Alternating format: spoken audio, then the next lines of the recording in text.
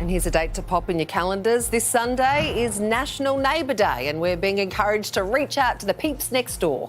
Relationships Australia says when people connect with their communities, there's a great sense of belonging.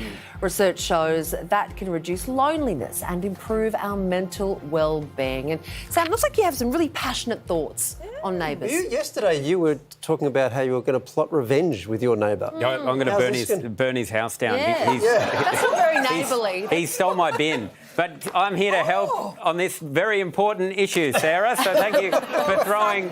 Sunday's the day to get it back. Yeah. So Sunday's a big day. I believe it was Plato that said neighbours should be there for one another. That's when neighbours become good friends. Oh, no, that was Barry Crocker. Hang on. Similar beards. Anyway, here comes Neighbours Day, and I, for one, am very excited. Now, I've been living in my current house for 2 years, and not once have I ever said hello to my neighbour, Gavin. I mean, you heard about me just then. But, look, I mean, Gavin and I are connected, right? But that's because he doesn't have a password on his Wi-Fi. Also, once I called the police on him with a noise complaint because they were very loudly singing Happy Birthday. Gavin, look, I get turning 4 is a big deal. But I'm trying to watch Emily in Paris over here. Look, I think Australia has forgotten some of its great neighbourly traditions. Whatever happened to popping around for a cup of sugar, or borrowing a few eggs, or having an affair with the neighbour's unemployed son because your husband works really long hours? That's what being Australian is all about.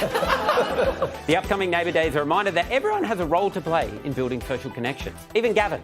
The stats are shocking. 32% of Australian adults report feeling lonely, with 38% of 18 to 25-year-olds the loneliest group in the country. Hear that, kids? Pop the phone down and go annoy old Margaret next door. She gives out candy and sometimes even $20 notes if she's had enough sherry. Careful, though. Too much sherry and she'll enter the back in my day, young man mode. We don't want that. Australians used to love a chat, guys, but the pop-in has disappeared. Do you remember the pop-in? Yeah, pop-in's great. Now, my Argentinian girlfriend, she still does the pop-in. Really? It's crazy. No. She'll be like, hey, I'm heading over to Ellie's house. And I'm like, have you told her she's coming? And she's like, no, because I'm doing the pop-in. I'm like, what do you mean? She's like, I'm popping in. I'm just popping in. I'm just popping in. She always shut her eyes when She starts ascending to a higher place. She's like, I'm popping in. And it's great. Then they get there and they have a quick 45-minute chat about their other friend Rachel's like weird pixie haircut. It's amazing. What I'm saying, but it's weird. I couldn't do that. No. You know, I couldn't. If I had a male friend of mine turn up at my house unannounced, popping in for a chat, I'd be like, well, you've murdered someone. That's what's happened. You need an alibi, otherwise you shouldn't be here right now.